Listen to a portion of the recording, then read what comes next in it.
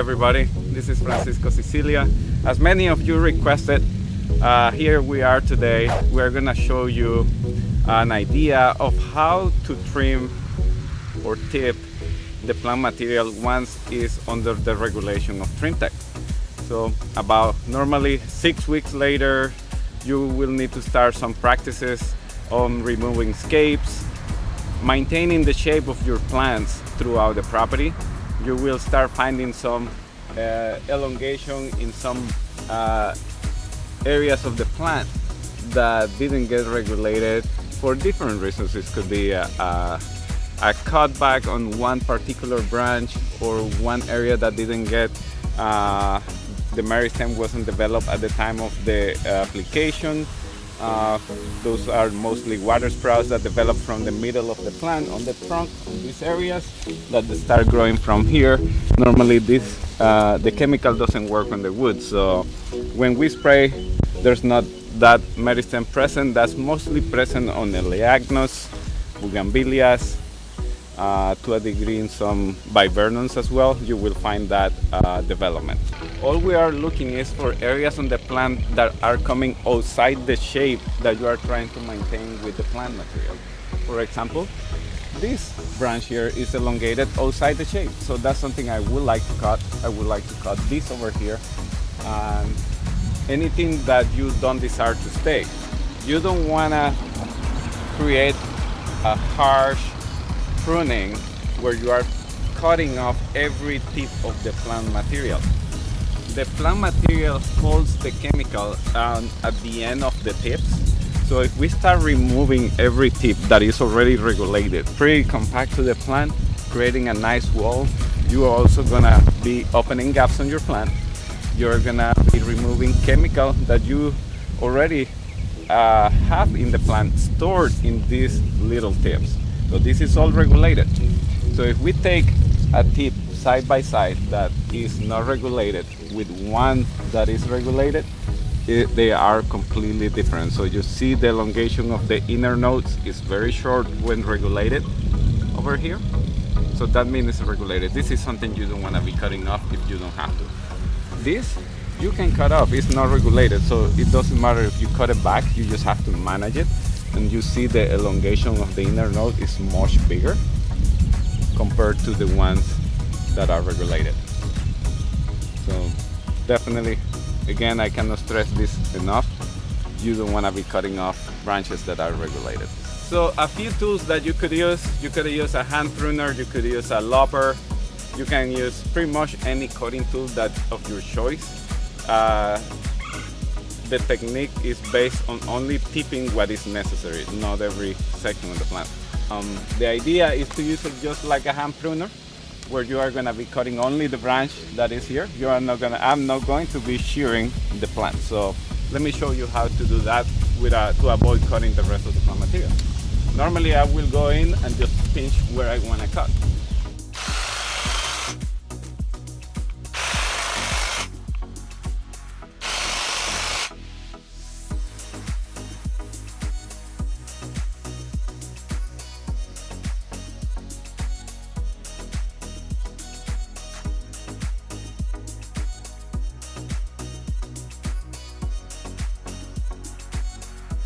Did you see how long it took me to do that trimming? Very short amount of time. And now one other thing I want you to notice is how much debris we have on the ground. Very little. This was the section that had the most, but it was located here. But if you keep walking along the hedge here, we have a little branch here, a little branch here, and a little branch there. And I want you to step back and look at this hedge. That's completely maintained within the shape. It's a nice solid wall of clusia, filling in on the inside. Normally clusia is full of gaps, so this is what you want to have. One of the ways that you can collaborate to protect the ecosystem is by minimizing your disposal of debris. As you see here, 60 linear feet of clusia hedge that is 7 foot tall, we pick up a very minimum amount of debris. So instead of having 3 buckets of 32 gallons here, collected not only labor, but you are creating a lot of disposal for the environment. What happens when you start removing a lot of debris? You are removing a lot of nutritional value, and you have to increase your amount of fertilizations, because every time you trim your plant material, you are removing nutrients away from it, and the plant needs more nutrients to recover that foliage. So you will need to replenish that on the ground with fertilizers that contaminate the environment. There's another secondary benefit I want to talk to you about. It's about water. The plant material, what is under the regulation of Trimtect, it closes the stomata of the plant, minimizing the amount of water that you use for irrigation or that you will need to supply to the plant throughout the season. So the plants will require less water. It will show less stress when you get to the drought conditions. Like for example, in Florida, we have drought conditions between March and June, and it gets very hot before the rain season starts. So by using Trimtect, you are able to go through these seasons and having your plant material looking very lush, besides the stress that is being put on them. This plant material has been treated over the last year and a half 3 times. It's already on the 3rd treatment.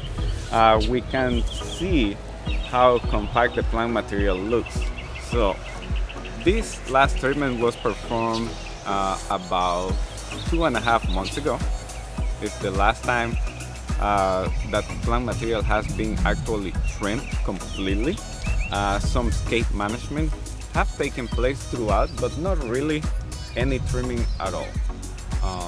So this is a very successful regulation. This is what it looks like on the field.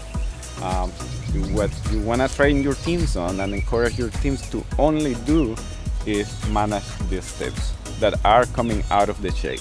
Just cut it here. You can go down below and cut it down so this doesn't keep coming up and being managed if you are doing it with a hand pruner. If you are using your shears, yes, you will have to tip it here. Just don't shear the whole plant, because once you start doing that, you are activating the hormones that promote elongation of the cells, therefore getting a lot of growth again, creating a lot of work for you guys to do moving forward. So that's the last thing you want to do. In addition to that, you are cutting off the Trimtect out of the plants. We want to maintain that Trimtect here as long as possible by managing the shape of the plant, cutting the scapes off like this here, like this here. You have another one over here. So it takes about, for this hedge here, that's probably about, I would say roughly 100 feet. This will take probably about 5 minutes to go through this hedge, and you may pick up like a quarter of a bucket, if so, not even, the way I look at this hedge today.